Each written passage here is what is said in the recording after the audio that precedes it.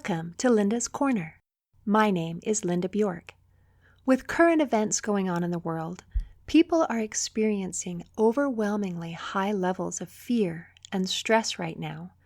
In today's episode, I'm going to explain how these emotions affect us and a few ways to overcome those feelings.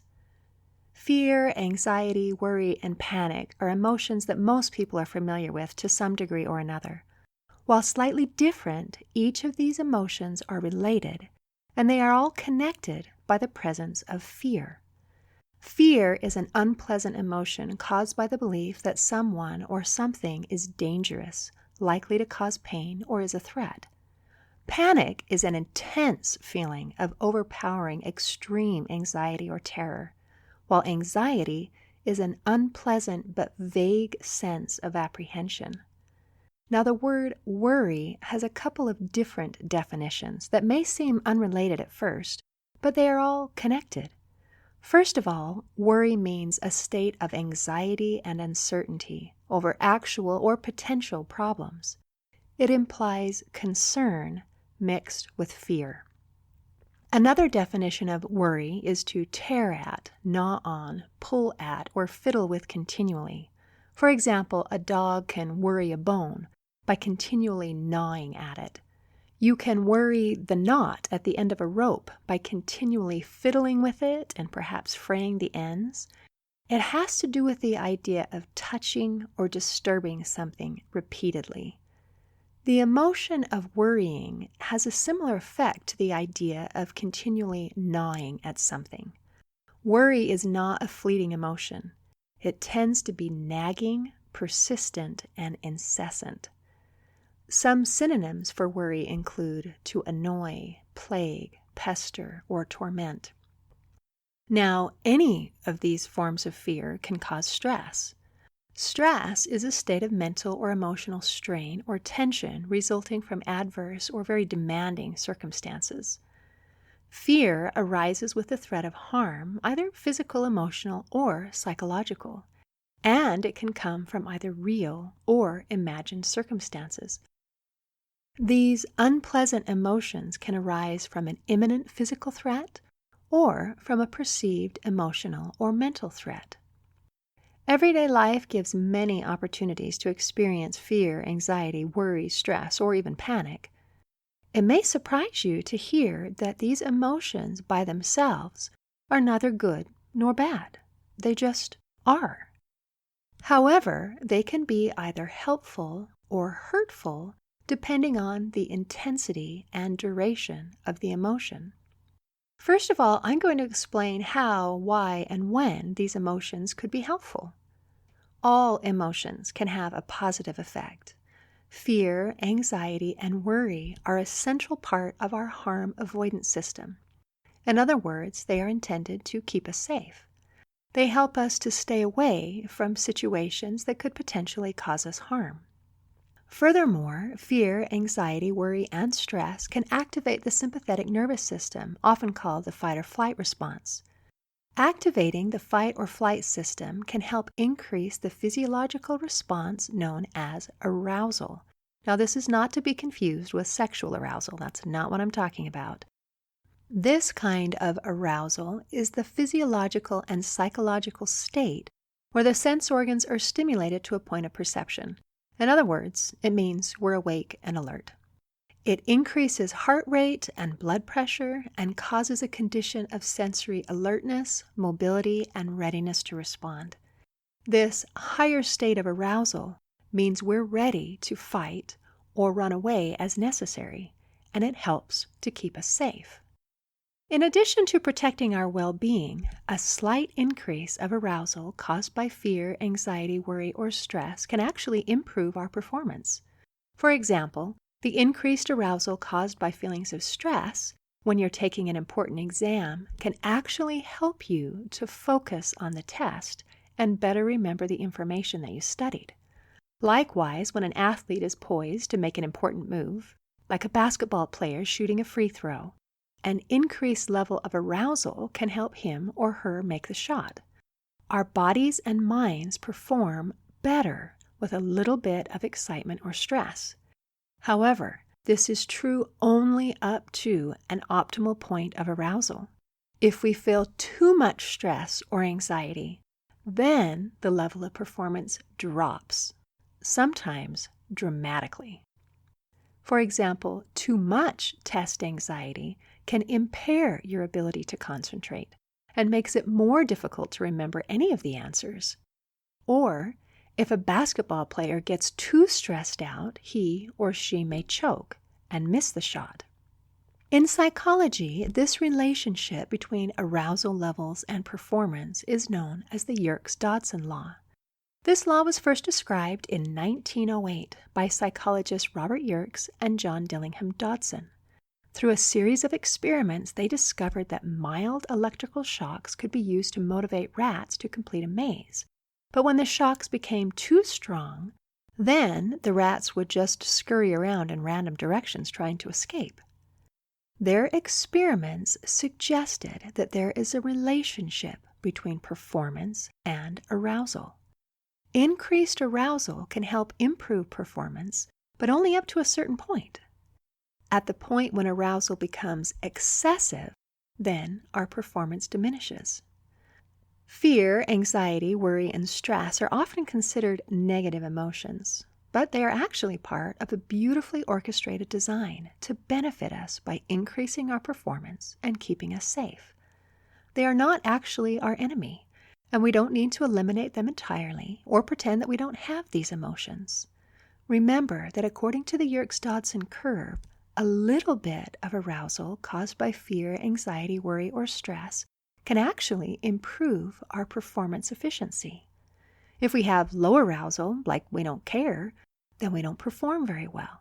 But with a moderate level of stress, we actually increase our level of performance.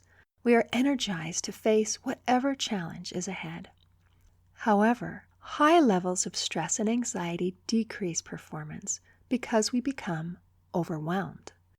This means that if our fear, anxiety, worry, or stress gets out of hand, it can interfere with our physical, mental, and emotional well-being. It can harm our health, our performance, our relationships, and our happiness. If this is the case, then the increased arousal caused by stress and anxiety no longer gives a little boost to help overcome challenges. Instead, they actually compound the problem and make it worse. Most people are aware of the negative consequences of stress and anxiety and its toll on society and on individuals. Anxiety disorders are the most common mental illness in the United States, affecting about 40 million adults in the United States age 18 and older, or about 18.1% of the population every year. That means that about 1 out of every 6 people are suffering from some type of anxiety disorder. Treating anxiety disorders can be expensive. The average annual medical cost for individuals diagnosed with any anxiety disorder was estimated to be over $6,000 in 2005. Furthermore, it's not uncommon for someone with an anxiety disorder to also suffer from depression, or vice versa. Nearly 1/2 of those diagnosed with depression are also diagnosed with an anxiety disorder. Some experts believe that depression is caused by a feeling that you are unable to solve your problems. Therefore, learning how to cope with fear, anxiety, worry, and stress in a healthy manner is an excellent way to help prevent depression from creeping in. We want to be able to calm and manage these emotions so that they can benefit us rather than harming us. Now, understanding a little bit about the way our autonomic nervous system works can help us gain a better understanding about how our emotions can be helpful or hurtful. Our bodies have an autonomic nervous system which regulates bodily functions such as heart rate, digestion, respiratory rate, pupillary response, and so on. The autonomic nervous system has separate branches. One is called the sympathetic nervous system and is often called the fight or flight system. Another branch is called the parasympathetic nervous system, which is often called the rest and digest system. In many cases, both of these systems have opposite actions where one system activates a physiological response and the other inhibits it. In other words, our bodies are designed to naturally take care of things like our digestion and our immune system to help keep us nourished and healthy. However, during times of an emergency, the body puts those things on hold in order to be able to direct energy into more important things, like the ability to run away from danger right now. Our bodies produce a stress hormone called cortisol, which is like a built-in alarm. It works with certain parts of your brain to control your mood, motivation, and fear. It accelerates heartbeat, increases blood sugar, and alters other body systems to prepare your body to respond to the immediate danger. When your body is on high alert, cortisol can alter or shut down other functions that might get in the way. These might include your digestive or reproductive systems, your immune system, or even your growth processes. After the danger has passed, then your cortisol levels should calm down, and your heart, blood pressure, and other body systems will get back to normal. This is a wonderful, natural, and automatic process designed to help keep us safe, which enables us to be able to quickly respond to danger. However, this fight or flight system is only intended to be used for short periods of time. And if we keep our bodies constantly in that fight or flight response with worry and stress, it can negatively affect virtually every organ system in the body. According to the National Institutes of Health, prolonged stress has been shown to cause numerous health problems, including anxiety and depression, headaches, heart disease, memory and concentration problems, problems with digestion, trouble sleeping, weight gain, weakening of the immune system, which makes you more likely to get sick, high blood pressure, upset stomach, ulcers and acid reflux, increased rapid heartbeat and heart palpitations, panic attacks, cardiovascular problems, increase in blood sugar levels, irritable bowel problems, backaches, tension headaches or migraines, chronic fatigue syndrome, respiratory problems and heavy breathing, and worsening of skin conditions such as eczema. This short list includes many of the physical problems that can arise from chronic fear, anxiety, worry, and stress. But there are also many social, mental, and emotional problems as well. Chronic fear, anxiety, worry, and/or stress can negatively affect our performance at work. It can negatively affect our relationships. It can negatively affect our happiness and well-being. When we're on the wrong side of that Yerkes-Dodson curve, our performance in every area diminishes. Next, I'm going to explain about what stressors and coping skills are. A stressor is an activity, event, or other stimulus that causes stress. Stressors are those things that cause fear, anxiety, worry, stress, or panic in our lives. Coping refers to our response to those stressors. It relates to how we deal with and attempt to overcome problems and difficulties.